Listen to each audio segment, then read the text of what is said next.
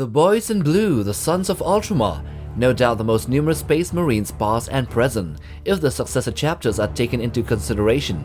They follow the Primarch Roboute Guilliman, and as warriors of the Emperor, they are the jack of all trades, with individuals specialized in all types of warfare and tactics. They are not known for being secretive like the Dark Angels, nor brutish like Space Wolves, and passively vampiric like the Blood Angels either. They have their own demeanor, which can be said to be basic at worst, or the most disciplined if you look at them from a different angle. Be what may, there are champions and notable warriors that have far exceeded expectations, with some being considered to be the best of the Imperium. So here in this video, we will rank our list of the 10 most powerful Ultramarines of the current chapter, operating in the Era Indomitus. We will not be including Dreadnoughts or past members that have died or currently lost in the warp. So let's get to it. At number 10 we have Cronus, also known as the Spear of Macragh, which is a title held by only the most foremost commander of the armored regiments of the realm of Ultramar. Cronus is but a sergeant in rank, but since his duties are to lead the armored brigades and tank columns into the heat of battle, he is in a unique position that requires him to only answer to the chapter master Calgar or directly to the Primarch Roboute Guilliman, bypassing all other ranks, including the captains. As a battle brother, his fighting skill would be on par with many others, but his ability to direct armored assaults and sieges is beyond any other, and that is why he gets a spot here in this list, albeit the least in number 10. Number 9. Torres Stellan. This is yet another sergeant, and surprisingly serving the 10th Scout Company. One may think that the sergeant of the least of the companies in the Codex Astartes shouldn't even be mentioned in any list, but he is no ordinary brother. He is a veteran sergeant and chose his own path to lead and train the new recruits of the Scout Company to become the best of the Space Marines of the Imperium. He is well known as being one of the most talented and dedicated marksmen, matching the skills of the assassins, comparable to the best of the Raven Guard in stealth and sabotage as well, and all the while being a humble battle brother who wants nothing more than what's best for the chapter. His most notable feats include sniping down the leaders of a Tau invasion force, causing the Tau army to fall into disarray in the siege of Palia. And secondly, he was the marine tasked with hunting down the Carnifex of Calt, the one called Old One Eye, which he did and put another bolt in the beast's scarred eye, but unfortunately the Carnifex escaped its demise by jumping into a ravine. Number 8. Faren Aras. Once a child of the hive world called Dana 50, he was forcibly taken and transformed into a Primaris Space Marines by the agents of Gaul. After his hibernation in stasis, Faren was chosen by Lord Commander Guilliman himself to serve as the adjutant for Lord Lieutenant Messenius during the Indomitus Crusade. Upon awakening, he was bestowed the surname Aras by Messenius, symbolizing his new life and dedication to Mars. Aras joined Messenius in assessing the troubled Indomitus Crusade fleet called Quintus, plagued by accident, sabotage, and the warp-borne sickness. Witnessing the chaos firsthand, they reported back to Guilliman, detailing the dire situation. Aras then later led a boarding party in the battle for the Marcauted Sound, where he faced the demon prince of Khorne, and with the timely arrival of reinforcements, he managed to defeat the creature, though losing his entire squad in the process. He would also put up a worthy fight against the Dark Apostle of the Word Bearers in the Battle of Srinagar, just barely surviving the encounter. Number 7. Panis LiS. He is the tallest and the biggest Ultramarine till date. He is currently a veteran sergeant of the 4th Company. As a kid he was already tall as a fully grown man, and his size was further enhanced after his augmentation and transformation into the battle brother of the Ultramarines with all the gene seeds inside of him. He was stated to have dwarfed all the Ultramarines when he stands nearby. After his near-death encounter against the Ninth Bringer, which was a Catan in Pavonis, he lost an arm and then received a bionic replacement for it, which was stated to have gleamed silvery in appearance to him. He then later realized that this bionic arm healed itself after every battle and repaired any damage that had been received, which pointed to the prosthetic being of Necrodermis origins, the metal of the Necrons, which he hid from the others out of the fear of being treated as being corrupted. He would then later lose this to a Chaos warsmith called Honsu. Nevertheless, with or without it, he has slayed many a Necron, Orc, Tyranid, and Chaos servants with fervent zeal. Number 6. Demetrian Titus. Made famous to many new to the Warhammer lore by his story arc in the game Space Marine, Demetrian Titus, or back then known as Captain Titus, is one of the greatest heroes of the Boys in Blue.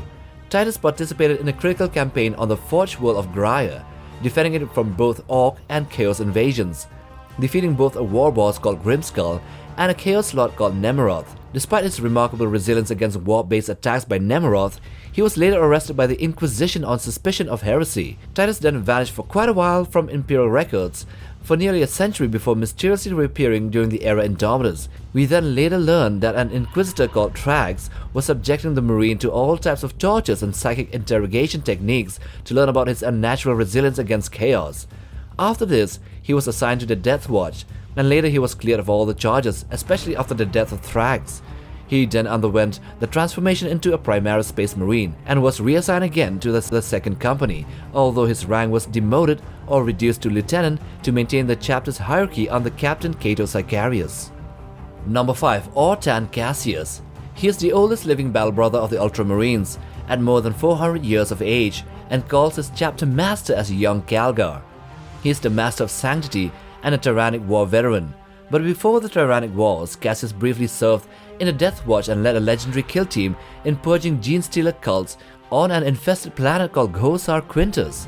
This operation marked the Imperium's first major encounter with such Xenos cults, revealing the widespread corruption of these cults throughout the galaxy that foreshadowed the coming of the Great Devourer. In late M41, Cassius led his battle brothers in purging a gene-stealer cult from a planet called Torhaven. He then later fought alongside the Ultramarines on Colovan against the High Fleet Kraken, where he personally slew a Swarm Lord, which is one of the most powerful Tyranid bioform.